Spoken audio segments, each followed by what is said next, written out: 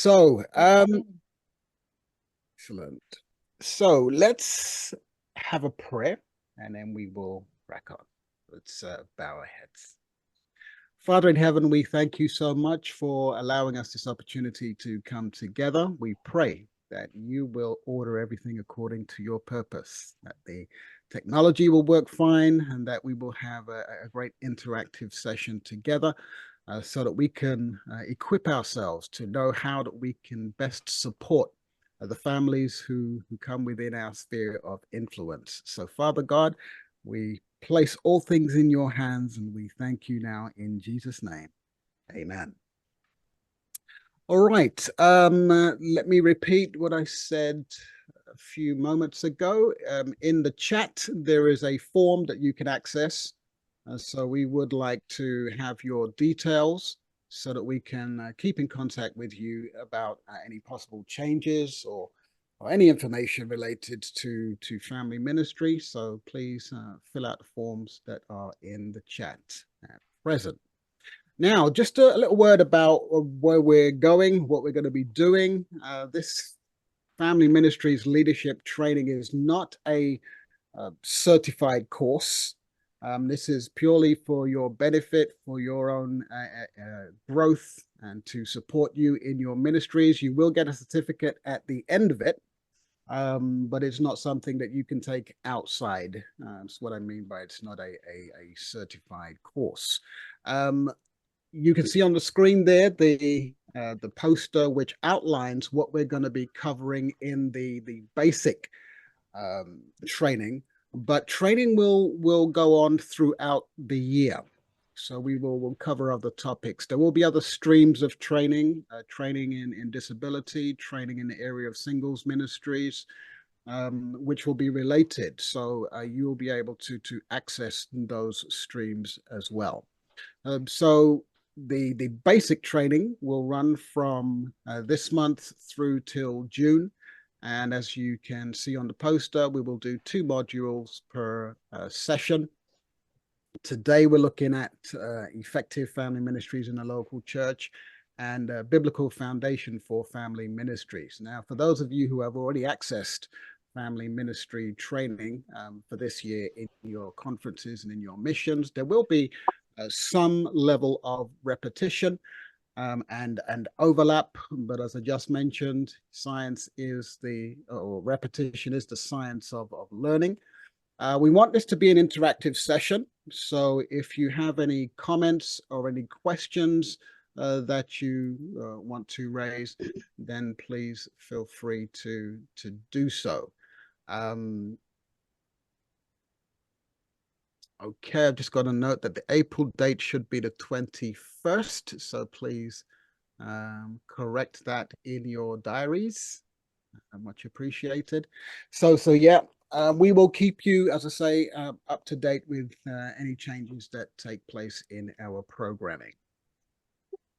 All right, so let's get down to business.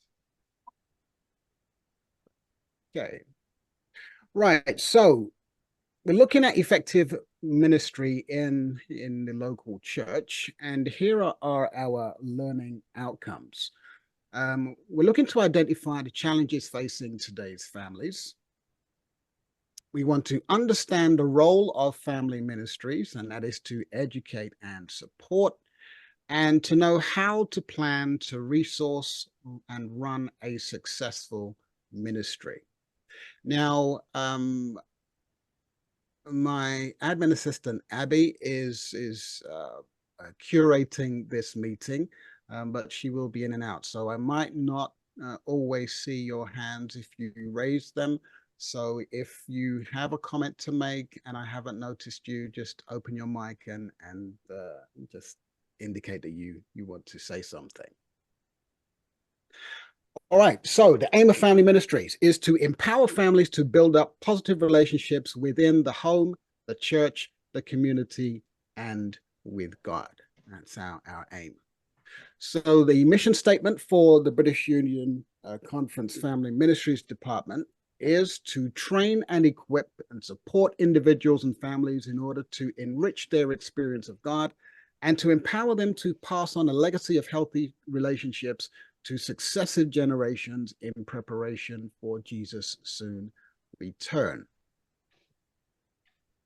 Our vision statement is connecting lives for eternal living. So this is a summary of what we are about in family ministries. We are there to support our families, to give them a grounding in how they can enjoy a better relationship with God in the context of their families. So let's look at the importance of family from a biblical standpoint.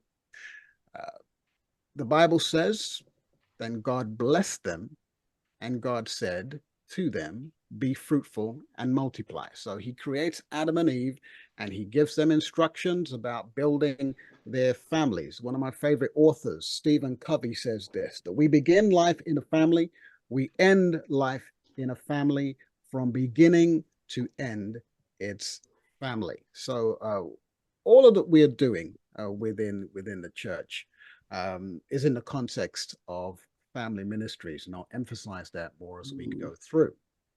So the church manual states that family ministry seeks to enable families to stretch toward divine ideals while at the same time extending the good news of God's saving grace and the promise of growth possible through the indwelling spirit.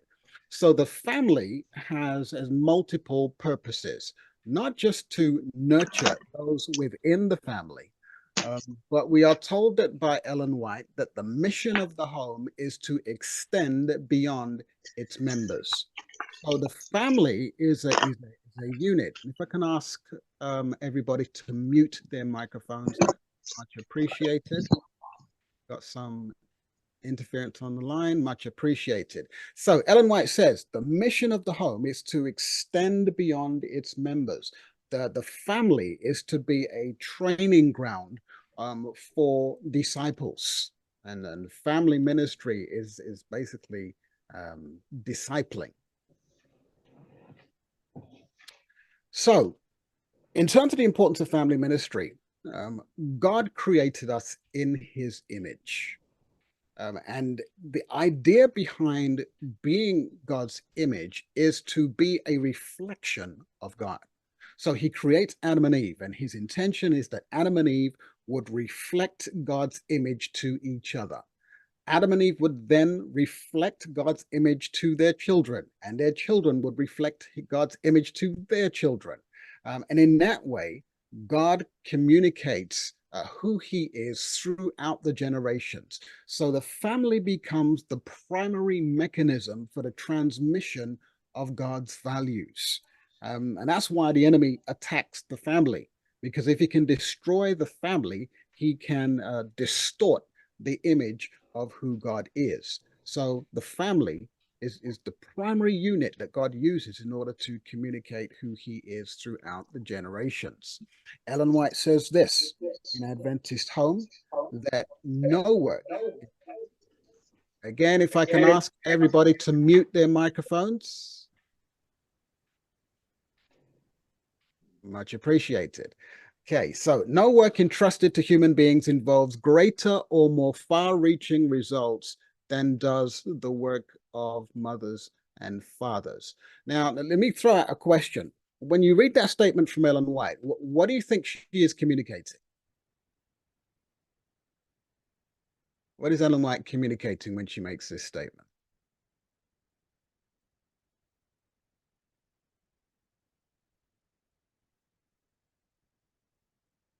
No takers? When Ellen White says no work entrusted to human beings involves greater or more far-reaching results than does the work of father and mothers, what is she communicating? I think what she's communicating is that the work of a family with a mother and a father exceeds any other work we can do anywhere else, because the teaching, the training, and everything else has to start in a family. Yeah. We don't start life anywhere else. We Yeah. start life in a family.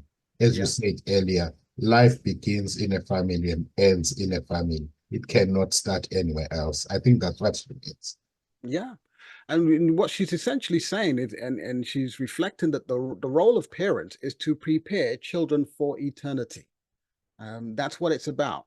All the other tasks that we do in terms of, educating them and helping them to be good citizens, and all of that is great and it has its place. But our primary role as parents is to prepare children for eternity. Again, I like this from Stephen Covey. He says, I am convinced that if we as a society work diligently in every other area of life, and neglect the family, it would be analogous to straightening deck chairs on the Titanic.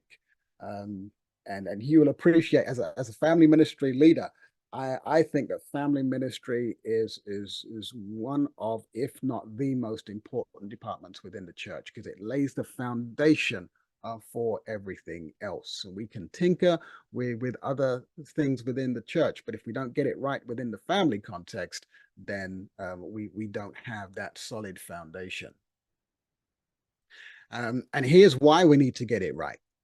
Ellen White, again, Patriarchs and Prophets, it is Satan's studied effort to pervert the marriage institution, to weaken its obligations and lessen its sacredness. For in no surer way could he deface the image of God in man and open the door to misery and vice. So, what is she saying here? That the primary attack of the enemy is on the family. Why? You said it before. His aim is to deface the image of God, so that God is not understood. We don't know who he is. He is not communicated throughout the generations. So he focuses his assault on the family. Now, if that's the case, if the enemy is so intentional about destroying the family, how much more intentional should we be about preserving the family? It doesn't happen by accident. We need to be intentional. There is a war against the family. In fact, I'm doing some studies now in preparation for the Trans-European Division Family Ministry Leadership Training, and are we focusing on how throughout history the enemy has sought to destroy the family. He's tried it through violence. He's tried it through different ideologies, different ways of thinking, degrading moral standards throughout society. The family is under attack, and we need to do what we can to counteract the influences, the satanic influences that are abroad in society. Again, he, talking about Satan, he seeks to destroy the happiness of the family.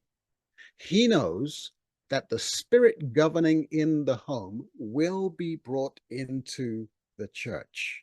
And I think this is something we really need to appreciate, that the focus of attention of the enemy is on the family, and the impact of what he does within the family will be transferred into the church. As a pastor, I used to wonder to myself, why do we have so much issues going on in the church? Why are certain people so cantankerous? Why are so many people creating issues within the church?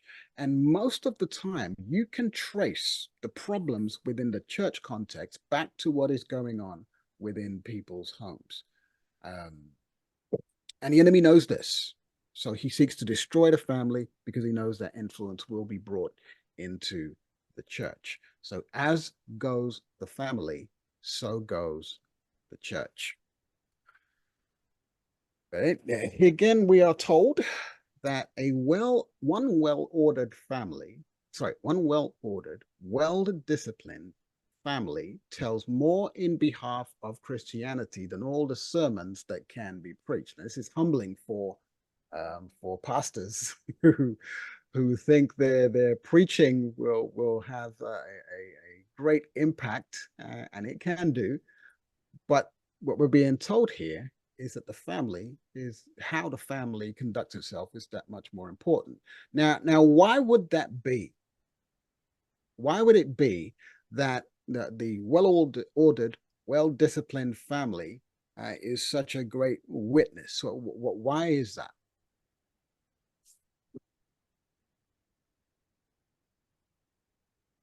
What is so special about a well-ordered, well-disciplined family? What is it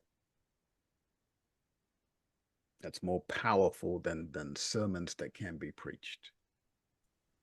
It's it's actually a sermon in the fact that people are seeing it on a day-to-day basis.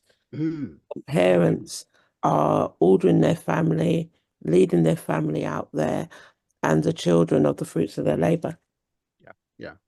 So yeah, Nattel's absolutely correct there. You're seeing Christianity being lived out. It's not just about words that are spoken, but it's about God's word put into practice in people's lives.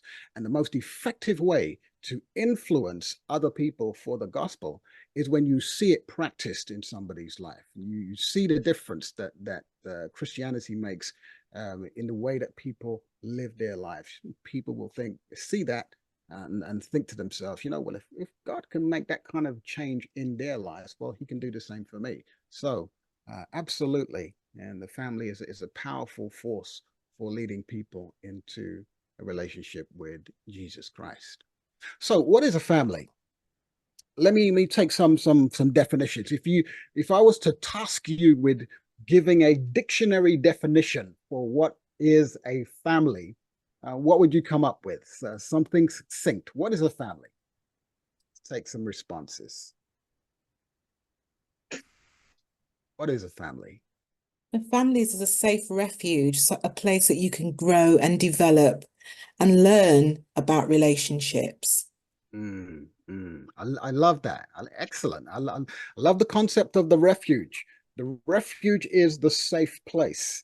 And that's one of the tasks that we have as parents, is to create a safe place for our children to develop. One of the tasks for us as a church is to create the safe space for people to develop. And the second part of that, what you said, to learn about relationships, was that?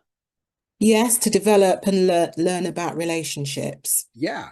There's a guy called Daniel Goleman who wrote the book Emotional Intelligence, and he makes the point that the family is the first school of emotional learning. So how we teach our children in those early formative years forms the basis for how they will relate to others later on in life. So absolutely. Any others? What is a family?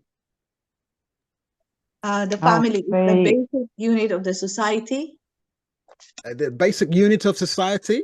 Yeah. Yep, absolutely. Again, that's why the enemy attacks it. You destroy the family, you destroy the church. You destroy the church, you destroy the society. You destroy the society, game over. So yeah. Any others? I would say a family is a unity of people who live under the same roof with the same values, and showing love to each other every day, and showing patience and learning a lot about themselves and making corrections of who they are, especially the children and even the parents, and teaching the children to fear God. Yeah, I like that. I like the concept of the unity, and also the responsibility of teaching our family members to fear God. Yeah. Let's take one more. What is a family?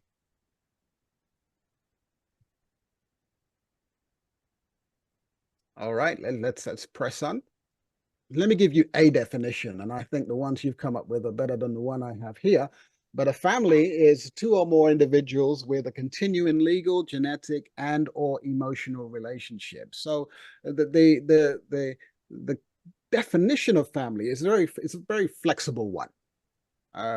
It's not just about the people with whom we have blood ties. We can choose the people we associate with, and they can become a family to us. So family is about people who pull together, people who associate with one another, people who open their hearts up to one another, provide a support system to one another. So it's important for us to have an understanding of what constitutes family, because how we understand family will determine the ministries that we deliver. Because it's very easy to neglect certain permutations of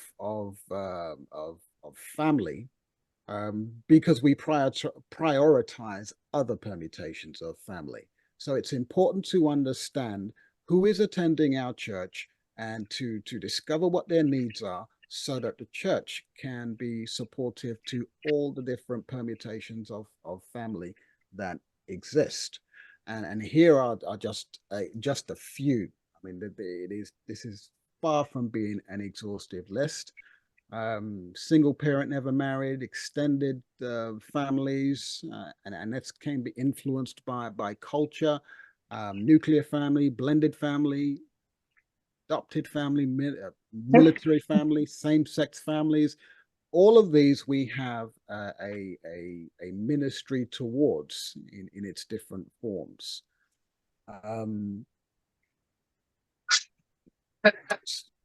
Was that a comment? Okay. So single Christians. Now, when it comes to family ministry, yes. Is the same-sex family? Why would you? Okay. Okay, I didn't finish, but it seemed like you understood. Yeah. So same-sex there is simply to identify that different types of family exist. This is not about affirming same-sex marriages, but we have a responsibility to share the gospel with everybody. Thank you. So if folks come to us who do not live lifestyles that we agree with, we still have a ministry towards them to share with them what the gospel is in the hope that they will change. So that's very clear. Thank you. Okay, all right. I'm glad I've allayed your fear. We haven't changed our stance. All right. So there's a question of a single person is not a family in and of themselves, but they are part of our family, and singles ministry comes under the banner of family ministries.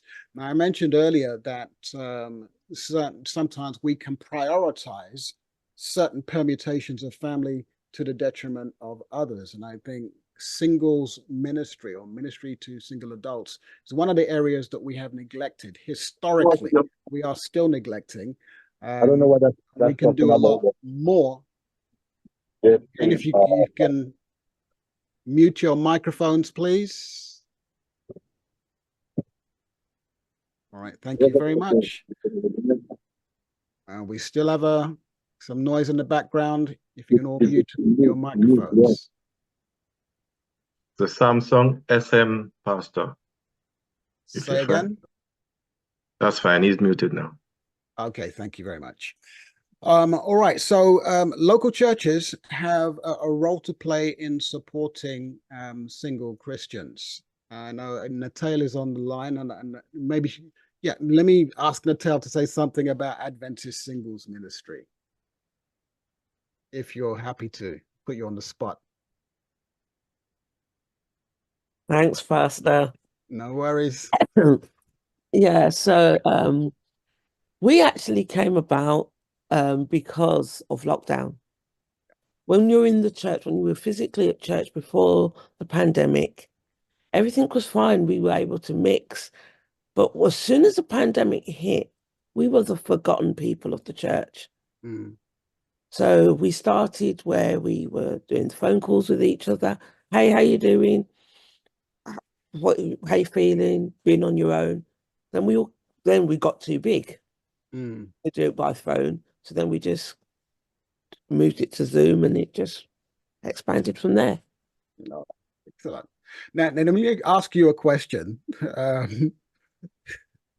what would you want in an ideal world? What would you like to see in a local church that will be a support to single people? That people don't presume that all single people are at that place in their life where they're ready for a spouse. Right. Because when you reach a certain age, you get the well-hearted aunties and grandmas who are like, why are you not married? Why have you not got married? And if you are married or you've gone through the breakdown of a relationship, presuming that you're at the space where you need to be in another relationship, they're not helping with the healing of what caused the breakdown in the relationship in the first place. Because sometimes it's the church why the relationship breaks down. Yeah. Sometimes it's outside influences, and sometimes it's just the fact that the individuals are not well suited. Right. I think another thing that we need to give to the single people is we talk about unequally yoked, but a lot of people just presume it's, well, he's Adventist, she's Adventist, therefore we're equally yoked. Yeah. There's a vast difference. And to put it in a nutshell, you have some people who are not religiously equally yoked in their beliefs, even though they're both Adventists. Yeah. You have them where some want children, some don't, for whatever reason. But everyone just presumes you're equally yoked, you've got the same belief, that's it. Yeah. And I think not only having the premarital counselling from when the couple have come out and said, yeah, we're engaged, we're getting married in so many months. From the minute they decide and people can see that this is a couple that are going to try and go long distance and go all the way to marriage, start the counselling from then. Because you might find at the beginning of the counselling, you're not equally yoked. That is not the right person God had for you. And therefore, but if you've waited until you've got engaged, plans are going ahead, families are invested, feelings get hurt. Yeah, I think you are anticipating much of what I'm going to be covering. So yeah, good, appreciated. But I think the point that the first thing you said, don't make assumptions. I think with many of our single people, if and this is applicable to everybody within the church, if we want to know what people's needs are, ask. Let's not make assumptions. So thanks, Natal, for that promotion for singles ministry. We may come back to you in a while. Okay. All right. So vital characteristics of family ministry. So it sees people in the context of their relationships. It's the ministry to the end. It's when we have people who are in communication with each other, in connection with one another. We're looking at relational dynamics as opposed to seeing people just in the context of individuals. It looks at the needs of the family at different stages of development.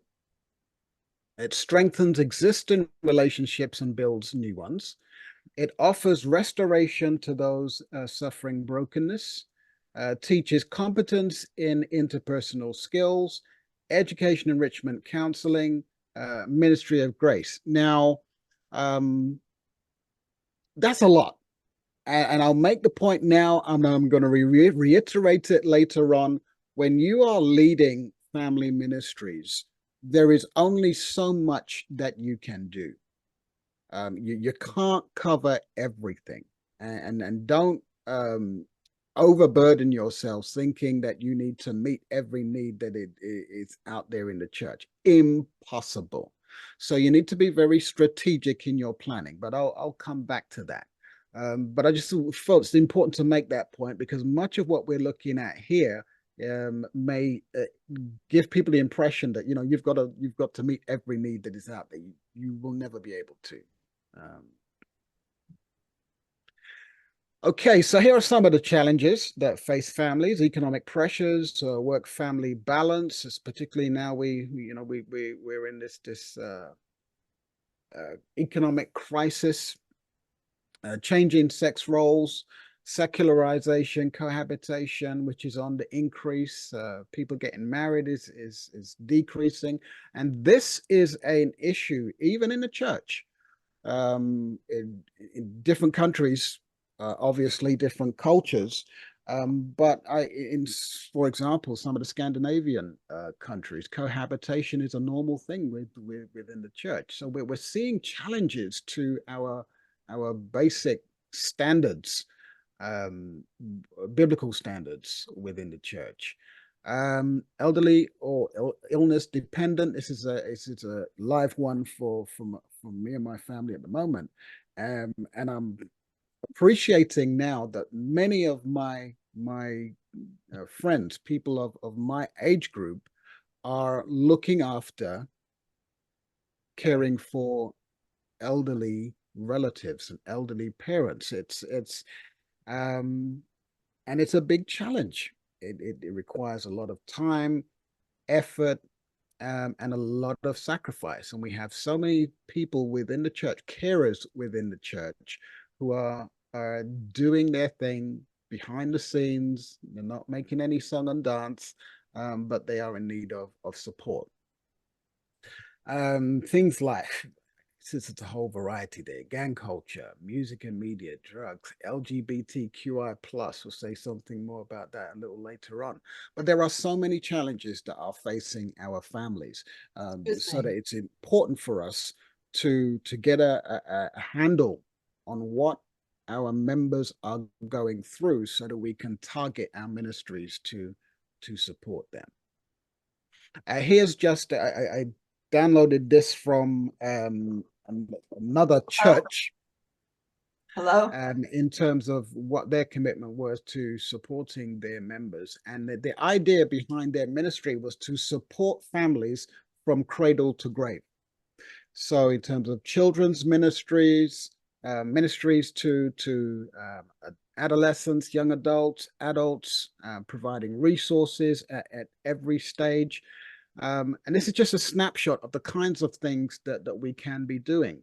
Natal mentioned premarital preparation, and this is vitally important. And I love some of what she was saying there in terms of giving indications of when premarital counseling should begin. I'll come back to that when we look at that specifically a little later on. And not only supporting couples before they get married, but then supporting them afterwards. Marriage mentoring is something that we can do, because the first year of marriage is often one of the most challenging, because there are so many changes that takes place with couples. You know, they're moving into a new home. They may be moving into a new place. They're now living. They're spending more time in each other's pockets. It can be a lot of changes that are taking place within that first year, and to have a supportive couple mentor them through that period can be a great help. Then there's marriage enrichment. So couples don't have to be in crisis to attend programs and workshops to improve their marriage. We should be improving all the time. Supporting couples who are in crisis. That's another thing that we can do, either through the mentoring or more specific help through counseling. And then there are those who experience divorce. And it's a traumatic time for them, can be a traumatic time for their children. And oftentimes they feel, people who go through divorce can feel ostracized from the church. Relationship dynamics change. Some people see divorce as an unpardonable sin. And so there are a lot of struggles that folks who are going through divorce can experience. And it's important for us to, again, be that safe place, a supportive place where people can heal through their pain. So this is not anything that is hard and fast. It's just a snapshot of the kind of things that we can do to support family ministries from cradle through to grave. All right, so let me say something about Preparing Rich. So Preparing Rich is an organization, Christian organization. Well, they started as a Christian organization. They're not specifically a Christian organization now, but they support Christian churches. So Preparing Rich is a tool for supporting and enriching couple relationships from pre-engaged to senior marriage. So it's not just about premarital preparation, but it's also about supporting couples who are already married, and they have various ways to do that. One of them is called a couple checkup. So a couple can go online, fill out an assessment, and that will give them an idea of where their relationship is right now. And the report that comes back is a comprehensive report. They can use that as a basis for improving their relationship. So it is a complete program, but it can be used with other materials and approaches. Now, I am, since about 5 years ago, I became a trainer for Prepare and Rich. So I can facilitate training for anybody who wants to support couples. And the beauty about Prepare and Rich is that you don't have to be a pastor. You don't have to be a trained counselor in order to become a facilitator for Prepare and Rich. The tool itself is excellent. It's very simple to guide a facilitator through the process of supporting couples. So anybody can become a facilitator if they wish can do the training. So couples should not make plans for marriage without rigorous premarital preparation. This is one of the areas that I love to beat the drum for. I love doing premarital preparation, but I am also disturbed at times when couples come and I ask, well, what about your local church, your local pastor, and then they will communicate all kinds of issues, or the quality of the premarital preparation is not great. So we have invested in getting our pastors trained up in Prepare and Rich. But the important thing that whether it's through pastors, counselors, or supportive couples, that we provide proper, rigorous premarital preparation for couples. And the question was asked, I was watching the NEC training, and the question was asked, when should couples start marital preparation? Well, as soon as you're serious about your relationship. You can't start too soon, because it gives you a good insight into yourself, gives you a good insight into the dynamics of the relationship. And the last thing you want to do is to wait until last minute, when dates have been set and it's kind of a tick box. So vitally important. Mateo, go ahead. Yeah, I just wanted to say, it takes a lifetime to build a good relationship, marriage. It takes 1 minute to destroy your marriage. And the reason I say that is because a lot of people know I work in the legal field, and not a lot of people know I actually specialize in divorce. Okay. So I actually see when it goes wrong. A lot of times people don't actually remember the reasons they got married. And that is where they fall down. Yeah. And when that happens, that's when they start to say, oh, well, the church didn't support this, the church didn't support that. But you didn't go to the church. You didn't tell the church. And I think sometimes it's that lack of belief that the church is going to have your back. Yeah. So when we do this training, the contents of confidentiality has to be stressed, because you had too much of, and it may even be a thing where the couple get counseling from a different church. Yeah. So that they don't run the risk of their business being put out there for the church to discuss. Yeah. That was just my thought. No, thank you. That's helpful input. And I think that there was a comment in the chat that, you know, sometimes people don't feel comfortable with their local pastor knowing their business, and that's fair enough. That's fair enough. I mean, I when I was in my local church, I did all the counseling for the couples who came, because the relationship was such that that level of trust was there, but it doesn't always exist, and it's fine for couples to seek support outside of their local churches. Yeah, but no, thank you for that input. I just want to ask, how can we help those that maybe they are not part of our church, especially if you know someone who is struggling and their marriage is on the rocks, and you know someone can help and they've got information? How can we help them?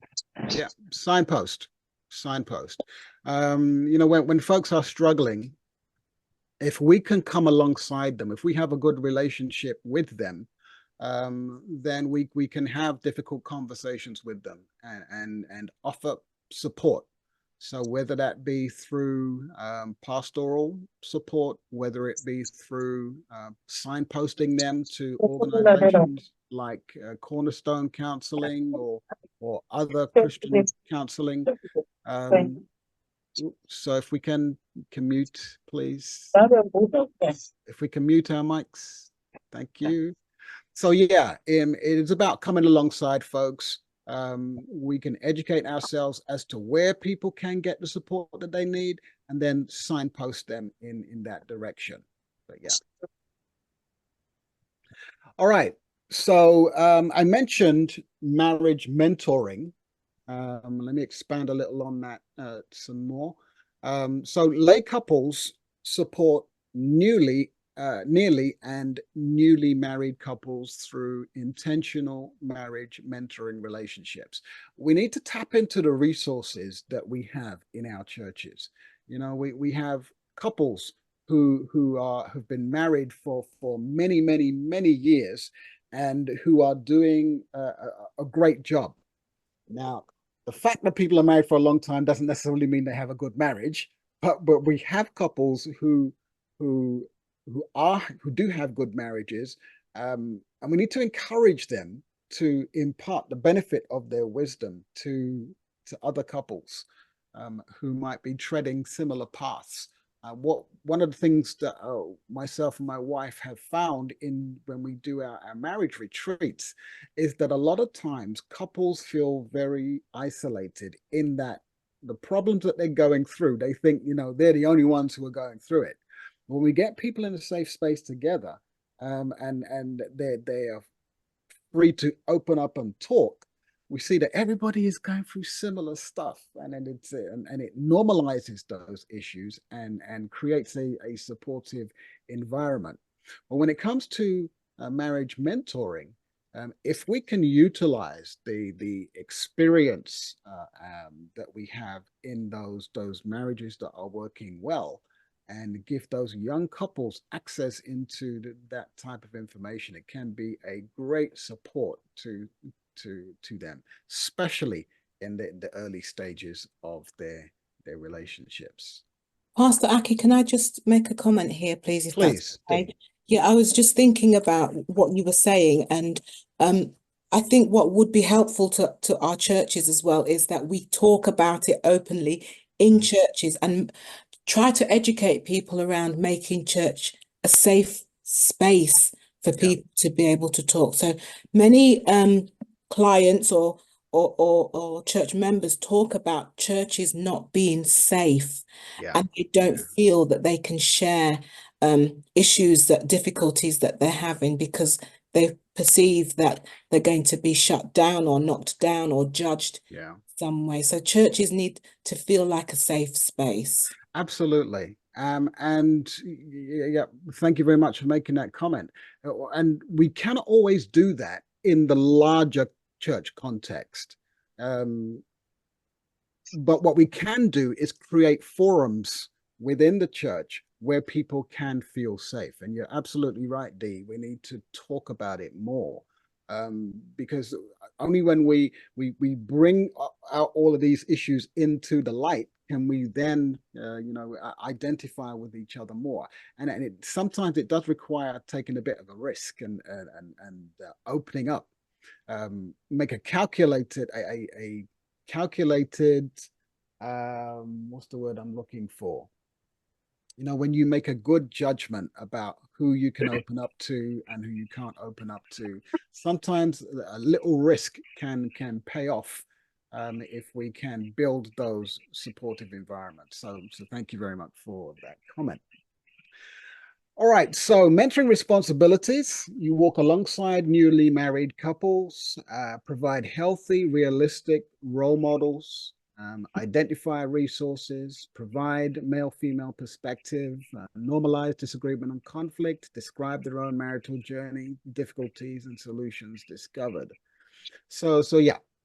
All right, so let's look at organizing family ministries. The family ministry leader needs to be a good communicator with a keen interest in human relationships, as well as having an ability to organize.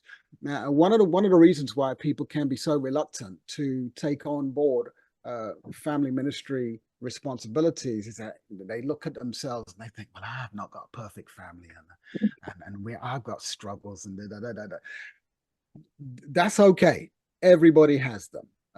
That's normal. And the struggles that you go through may very well be the very qualification you need to empathize with the rest of the families within the church.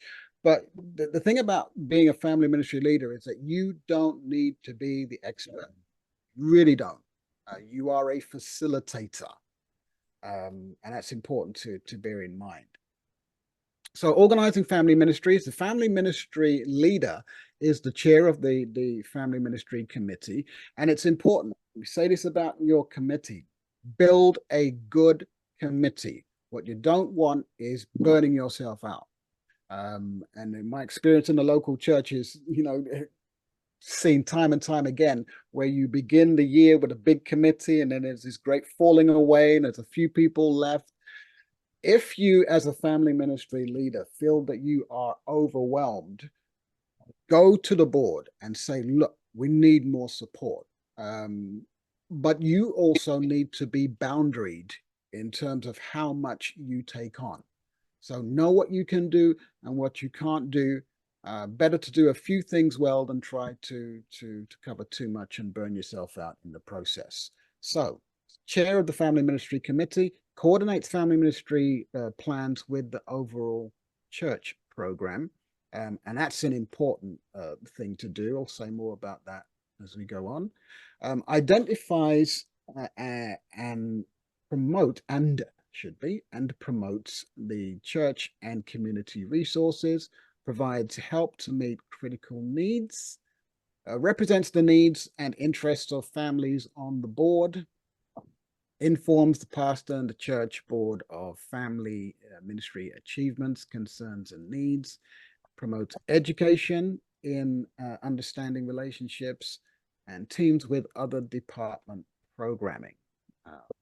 This is not an exhaustive list of the responsibilities, but this is a basic understanding, a basic list of what the family ministry leader is responsible for. So we want in family ministries to create a learning environment. And in that learning environment, we're promoting biblical principles which are taught that are based on God's love. Relationships are enhanced and strengthened, skills practiced, everyone's involved, and people learn from each other. Now, In terms of resources, let me share my screen. So here is the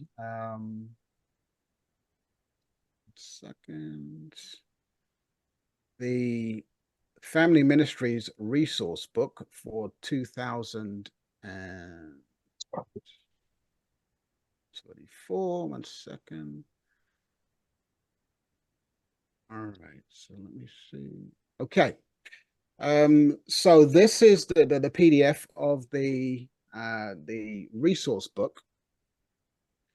And what the resource book provides is so 4 sermons that you can adapt, 3 children's stories. You've got seminars that you can present, leadership resources, reprinted articles, various other resources that you can tap into in your appendix. If you're starting out as a family ministry leader, one of the things that's important to do is to get a handle on what the needs are in your church and also within your community. So what you can do is utilize the surveys that are contained in there, so that you can target your family ministries. As I said before, you can't do everything, but if you can get a handle on what the specific needs are within your local church, you can be more strategic in planning your programming. And so those surveys are there in your plan book. I will show you in a short while where you can access those surveys on the BUC Family Ministry website as well. Appendices, so you have some statements there from the General Conference on family ministry issues, and again, those statements are available on the website. So that's the family ministry plan book. Make use of it, as there's a lot of great stuff that is in there, which will keep you occupied for this year. So as you're probably already aware, there are 2 major weeks within the year: it's Christian Home and Marriage Week in February, and then later on in September, the Family Togetherness Week. And the plan book is there to supply you with information that you can use in your programming for that. All right, moving on. So let me take you to the BUC Family Ministry webpage, because again, there is a wealth of information there that you can access.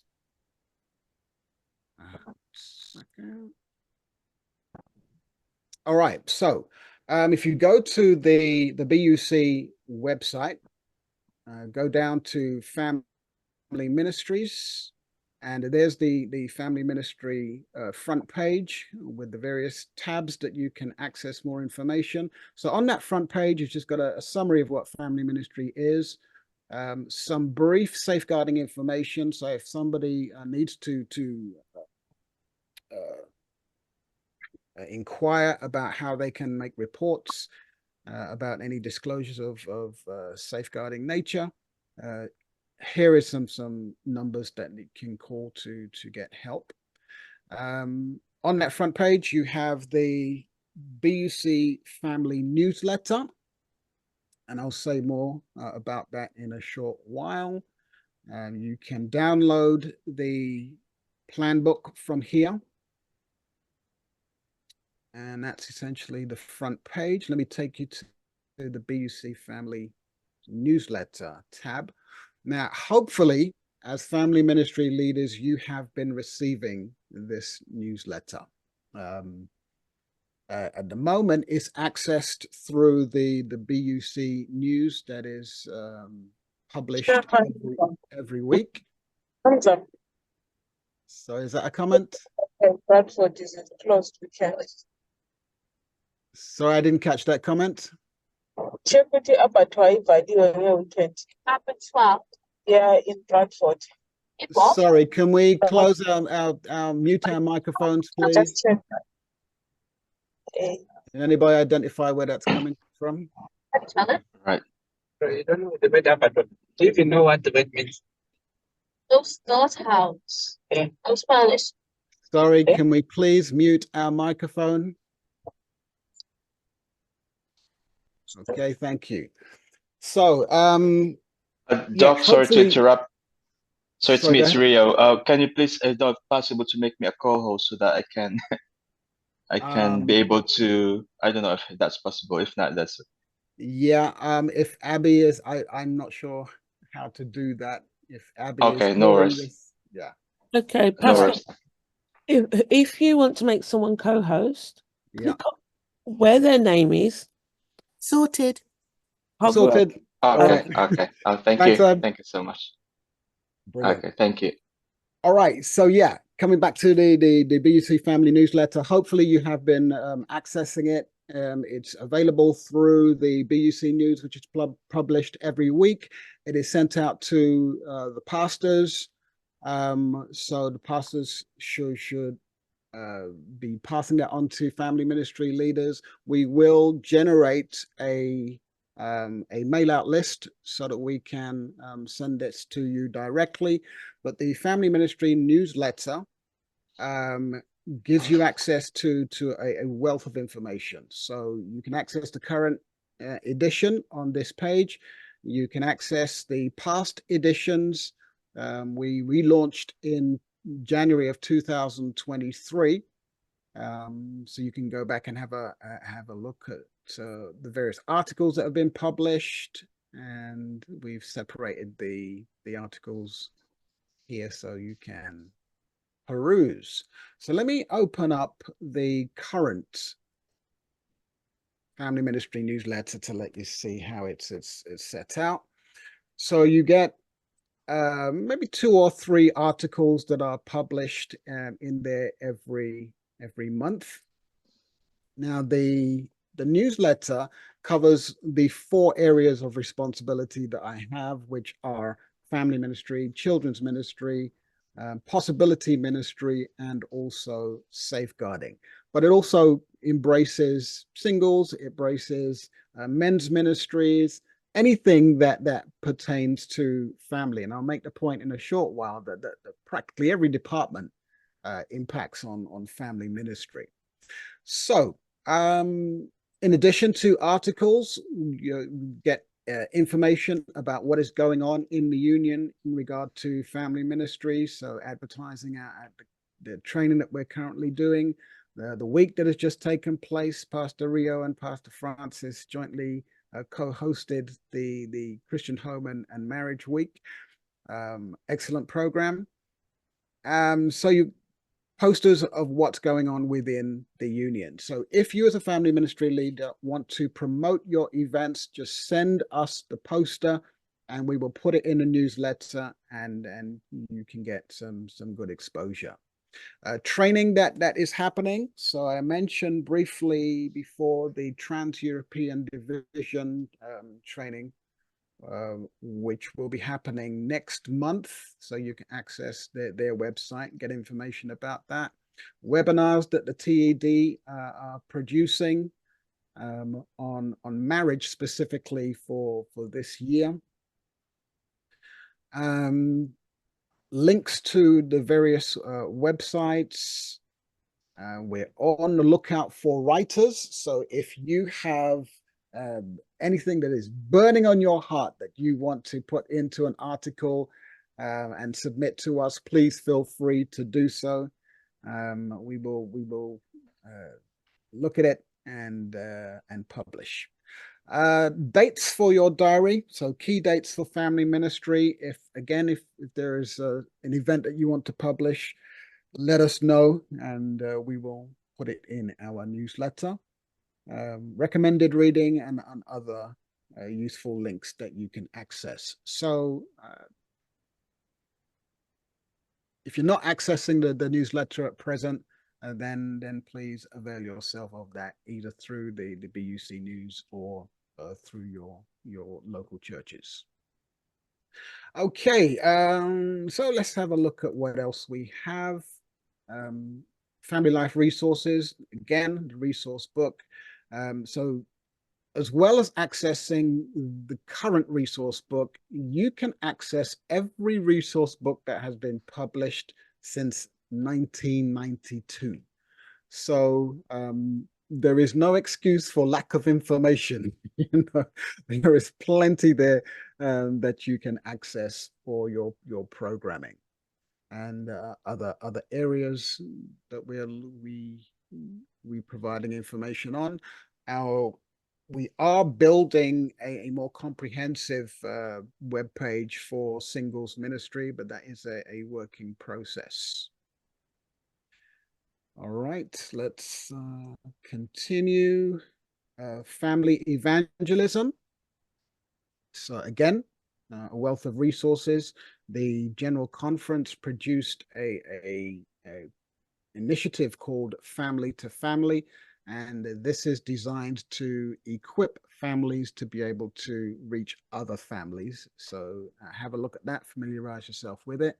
Kids in Discipleship, brilliant initiative that when I was in pastoral ministry, we were the first church in Walthamstow to utilize kids in discipleship, and we saw baptisms as a result of it.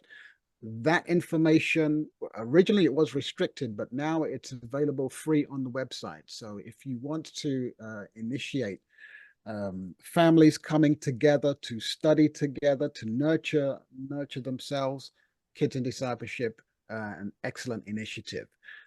Once they have graduated from Kids in Discipleship, Karen Holford has produced an excellent resource called Kids and Disciples for Teens, in Discipleship for Teens. So have a look at that. You can download, again, for free. So there's the various tabs. You can take your own time to go through. Areas of grief and bereavement, family spirituality. There we are promoting the General Conference initiative, Back to the Altar.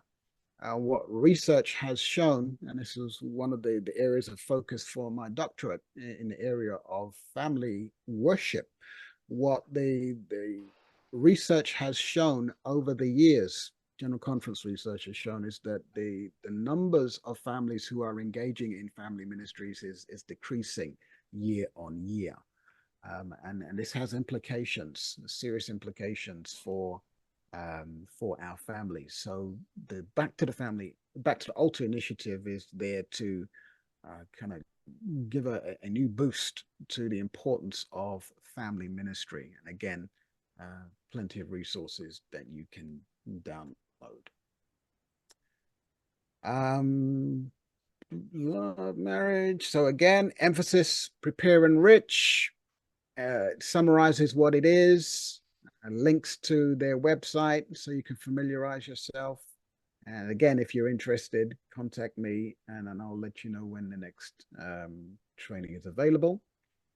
Parenting, sex and sexuality, emotional well-being. So you have access to our counseling services, and you have links to a number of different organizations that cover general counseling, bereavement, mental health, addictions, and so forth. So as you can see, the wealth of information on the website. Let me just do one more, the training. So the training that you're doing at the moment, there is training available through the Trans-European Division. There is for anybody who's interested in doing a doctorate in family ministry, you can do that through Andrews University. Training through the counseling service, and then the various other training streams. There is online training you can do through what's it called again? There's a website in the States where you can do online training for free, and it is called, it's escaped me now. It's gone. I'll let you know later. All right. let's come out of that. Any questions about the website or any suggestions? We'll press on. It's not a question from me. It's Yes. how we can actually express and emphasize to church members that the church website is active and people can visit it and find different resources. I hear from many people saying the church is doing nothing. There is nothing we are getting from the church. But what you've just shown us there is so much of information. I don't know how we can emphasize the point to our church members to say, visit our website. We will learn a lot, because most people think the church is not doing anything, but the church is doing so much. It's a constant frustration for myself and my colleagues at every level of our church, where the information is not getting to our church members, and a lot of work can be done. There's a lot of things put in place, but unless there is a clear channel that reaches our members, a lot of that good information can remain untapped. So local churches can be creative in how you want to get information out there, notice boards, through WhatsApp groups, through social media in general. Just utilize every way that you can to just get the message out there. So as family ministry leaders, the more information that you receive, then you can disseminate that. Does the department cover the cost for Prepare and Rich? Okay, in terms of Prepare and Rich, it is for either individuals or if they can get subsidies from their local churches. What I encourage is that if churches are serious about supporting couples, then churches should put their hands in their pockets to sponsor those who wish to train with Prepare and Rich. And if not pay the whole whack, then at least sponsor couples who are dedicated to support. It costs £70 per individual to be trained. So yeah, there is a cost that is attached to it, but churches should subsidize. Can we get a copy of the PowerPoint slides? Absolutely, you can. We'll make a PDF available, and you can get a copy of that. No problem. And again, I think sometimes people don't get the information because it's not, even if it's given to them, sometimes they don't know exactly who to contact, to be their point of contact to talk about issues. As someone earlier on said, the church don't have a trust for each other. And if I talk about my breaking down marriage, and people will think I'm not a good Christian, and people, most of the times, we judge each other so much that even if you've got something pending, even if you can get help, you prefer to keep yourself instead of talking to some other people and getting help. I think the church needs to maybe have a telephone number. Like I once worked with for domestic abuse services. When you get to the toilet, there is a number to say, when you're in crisis, just phone this number. It gives you easy access to get the right people to talk to and get your problems through and get the help that you might need. I think we need those numbers to be always ready when things are not right or whenever something is going on. You know, even before even talking to anyone, you know exactly where to call. Yeah. Thank you for that. I'm glad you mentioned that. We have been spending a lot of time updating. I know it doesn't cover everything you've just said, but updating our policies and procedures in regard to both safeguarding and also domestic abuse. And you're absolutely right in what you're saying. We need to make information available, and especially in the areas of abuse, to make that information available in safe places, as you mentioned. Putting leaflets in toilets and that. Where we are in process of creating those leaflets that can go in our churches. In our new policy and procedures, which will be voted within the next week or two, we are producing posters that have numbers that folks can contact. So they will go up in every church, so that if you have issues regarding either safeguarding or domestic abuse, then there are contact numbers there that people can access.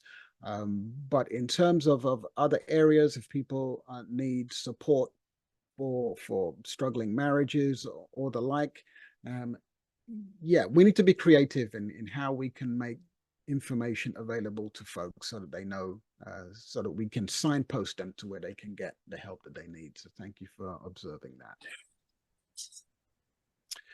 All right, so that's the family ministries. Okay, organizing family ministries. Was there another comment? How many people are there? 31 people.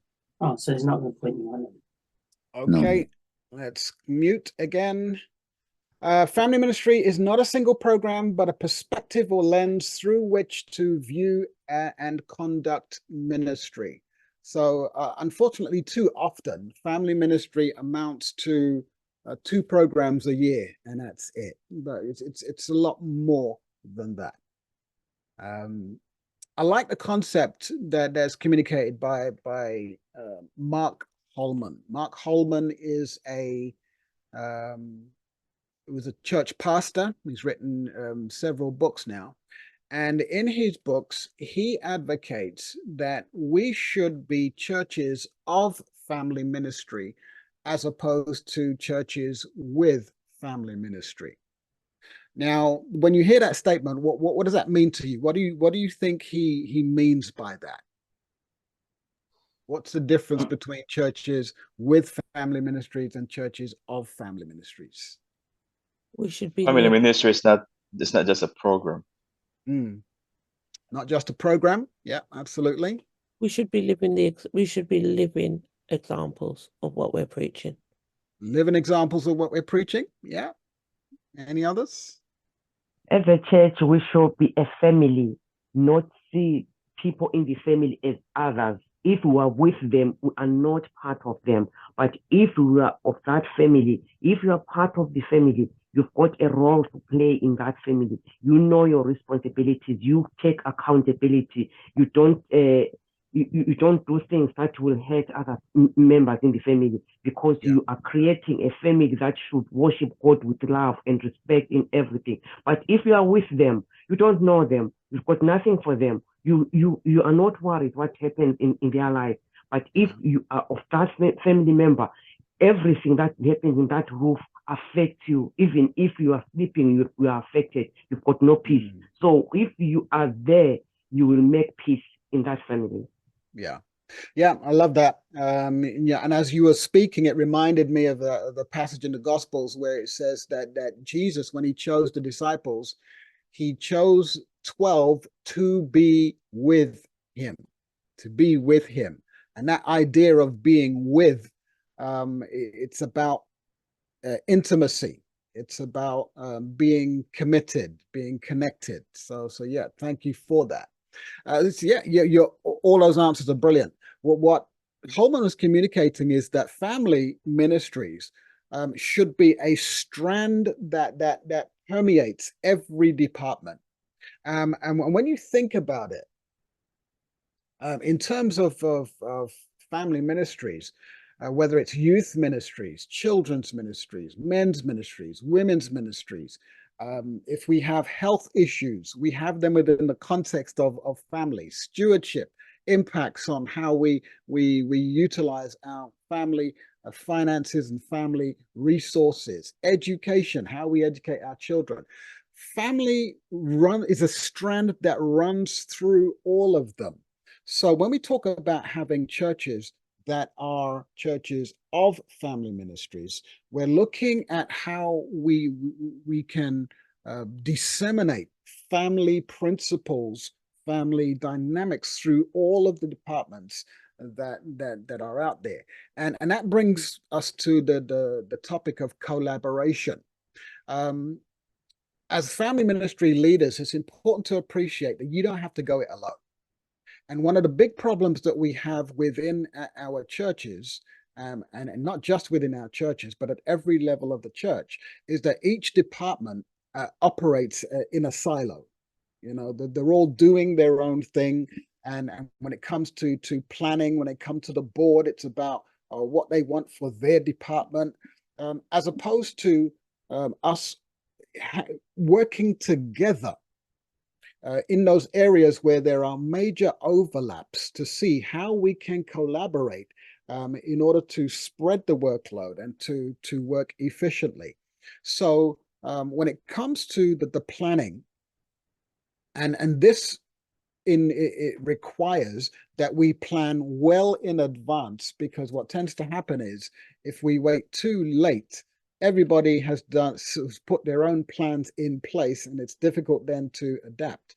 But if we can plan well in advance, we can look to see, okay, well, what do we have here that overlaps? How can we pool our resources? How can we pool our budgets in order to accomplish an effective purpose for both departments? So yeah, we're going to take a break in a moment. I think this might be a good time to break. So we're going to take is it 10 minutes? Okay for you? Yeah. Yeah, that's fine. 10 minutes. So let's take 10 minutes. Come back. Well, let's just say past. Come back at past. Now, because this is such an important area, I know we have another session to go through. We're not going to rush. So be assured that by the time we get to June, we will cover all the areas that we need to cover. So we will not go past 1 o'clock. So, but it's important to take as much time as we need to in this section, just laying the foundation for effective family ministry. So, yeah, take the break, and we'll be back at 11:30.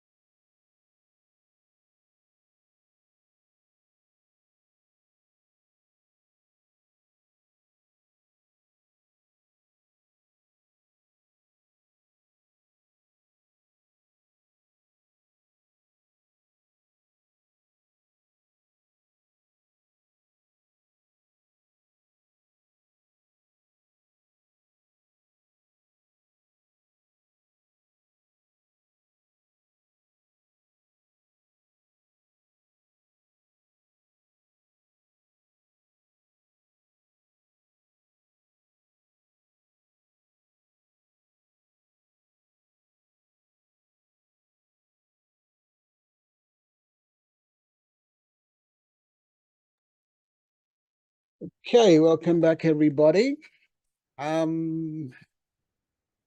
Just catching up with some of the comments in the chat. And one of the comments is from Wendy in Newport, SDA. And she says, well, she points out about Care for the Family. Care for the Family, excellent organization. We have done work with them in the past. I know they had good links with Karen Holford, and yes, they do provide some excellent information. And that kind of reminded me of something I should have said earlier in terms of accessing information. We pointed out the BUC website, but also check out the SEC website, the NEC website, the websites from the entities that has some different information that is on there. Check out the family ministry websites from around the world. Go through the General Conference Family Ministries webpage, the family ministry web pages for the different divisions.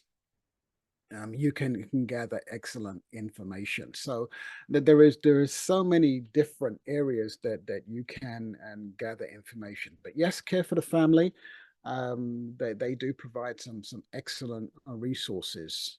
So check them out. Thanks, Wendy, for pointing that out. So and the other thing that came to my mind, I don't know what your experience has been with family ministries. But since I've been in family ministries, which is about 12, 13 years now, I still have the feeling that family ministries gets the short end of the stick. It's not a department that tends to get as much priority as it should, which frustrates me because as I said before, as goes the family, so goes the church. And one of the ways that you know what a church's priorities are. Well, in fact, let me throw out the question. If you want to know what a church's priorities are, where should you look? At the families within the church. Families within the church, but I'm talking about in terms of the church or the way the church functions. If you want a clear idea of what their priorities are. The departments that get the largest budget. There you go, the budgets. No, the budgets. So you can talk about how important you think things are, but if at the end of the day you're just throwing a few pennies to children's ministries and family ministries, then it kind of indicates that you don't think it's as important as you say you do. So fight your corner, you know, when it comes to budget time. And if you want a decent budget, then you need to come up with decent plans as to how you're going to be utilizing that for the benefit of the church. So, yeah. But let me reiterate the point. Cooperate with the various departments. It lightens your workload, and it also lightens your funding. Okay. Right. So, family emphasis to existing church programs. You can piggyback off other programs that are happening: Sabbath school, baptismal services, worship services, child dedication. You know, some of the times where you've had you have the biggest attendance of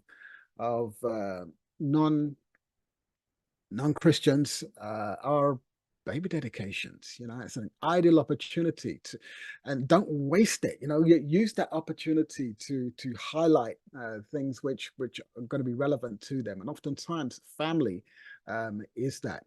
Now, one of the things I like to stress with family ministry as potential for outreach is that in the same way that Ellen White says that the health message is the right arm of the church, I'm almost tempted to say that the family ministries is the left arm.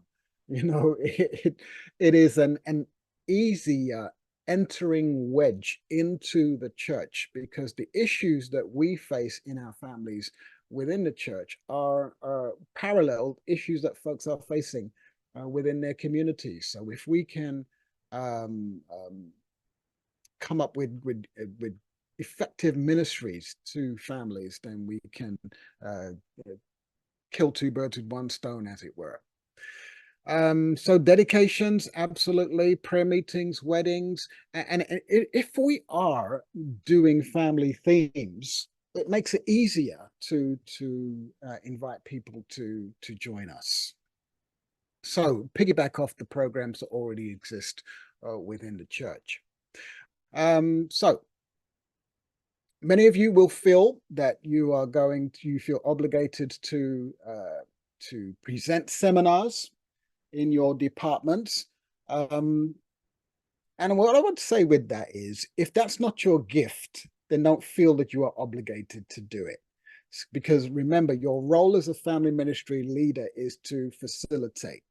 But if you are going to present, there are certain things that you will need to just bear in mind. You don't have to be the expert.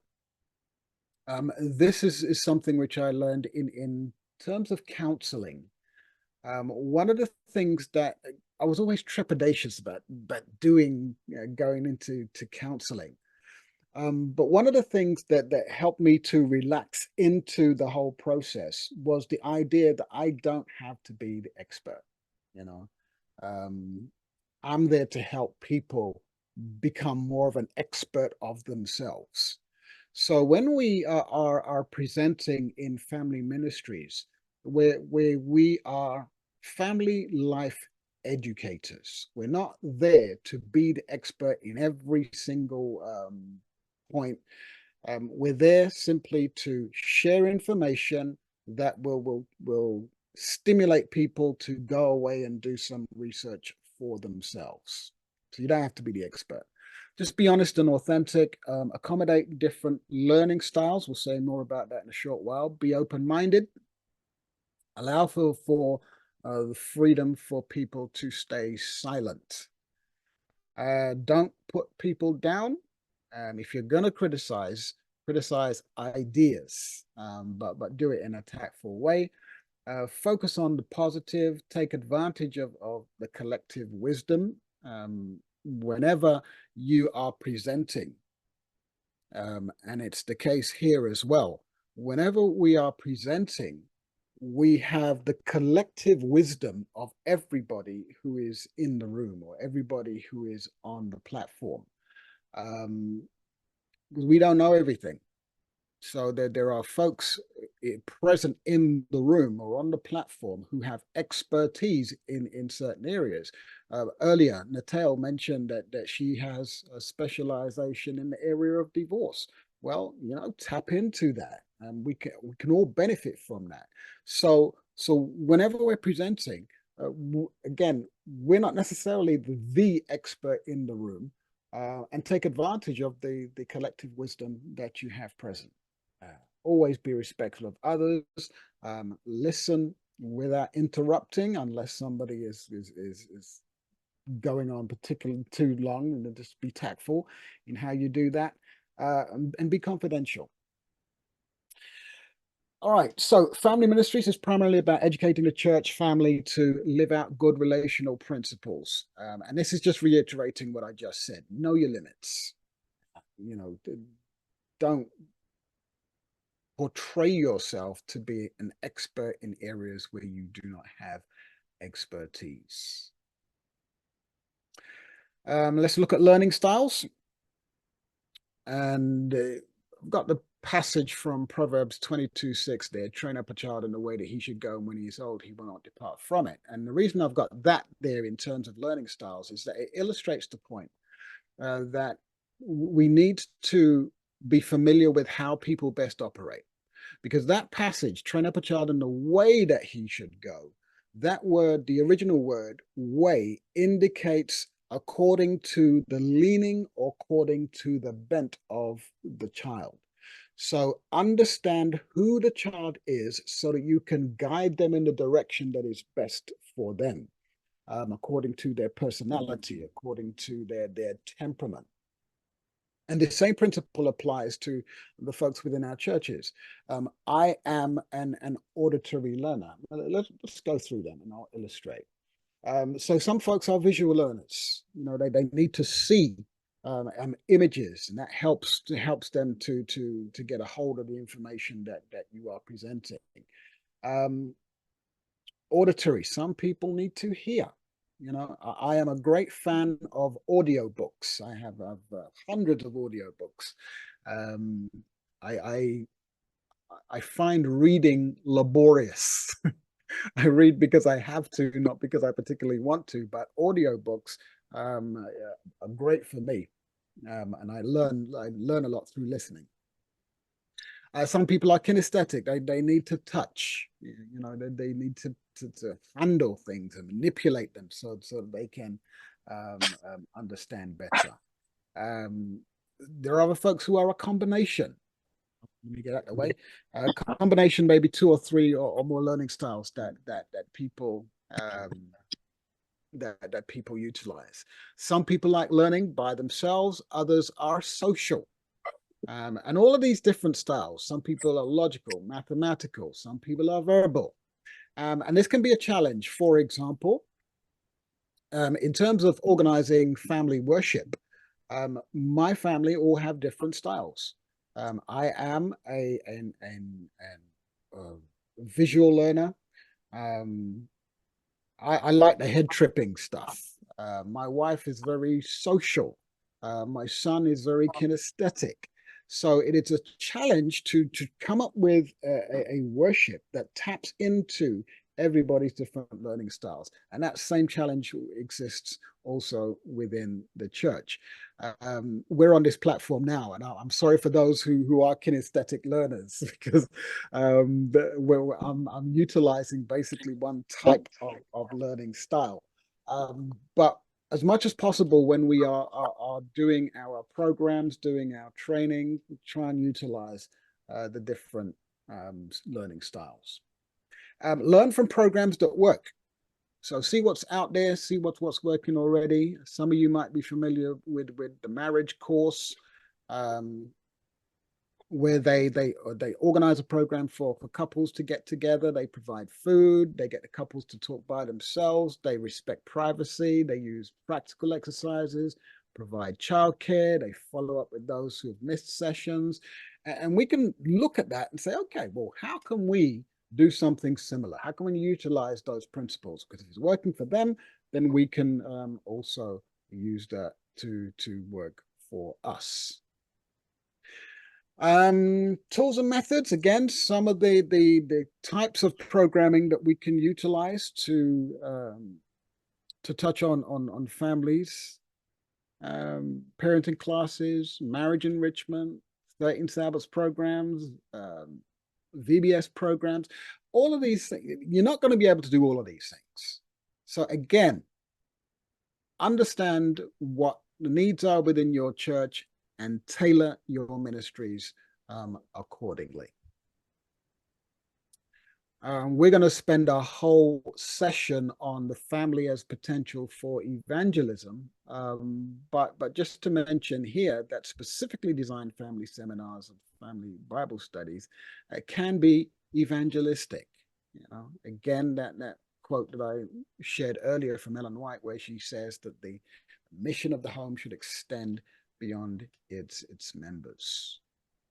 And let me just go quickly through this. You will get a copy of the PowerPoint and that you can read at your leisure.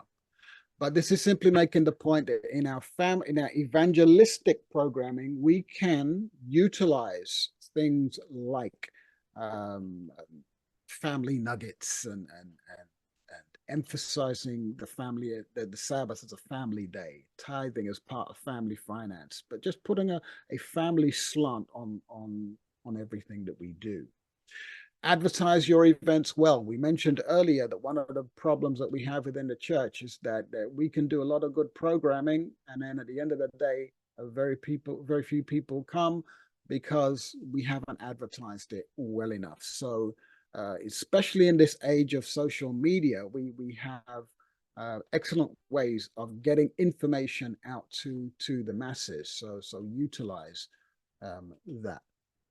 When you're advertising, be strategic, Be clear about what you're offering, who is invited, when will the event be held, where will it be held, and why will people benefit? That's a basic question people ask. Why? What's in it for me? Why should I come? And again, to emphasize that it's not just about programs. There are so many other ways that we can be of assistance to people in our family ministry programming. And again, utilize other departments in the way that we support our families.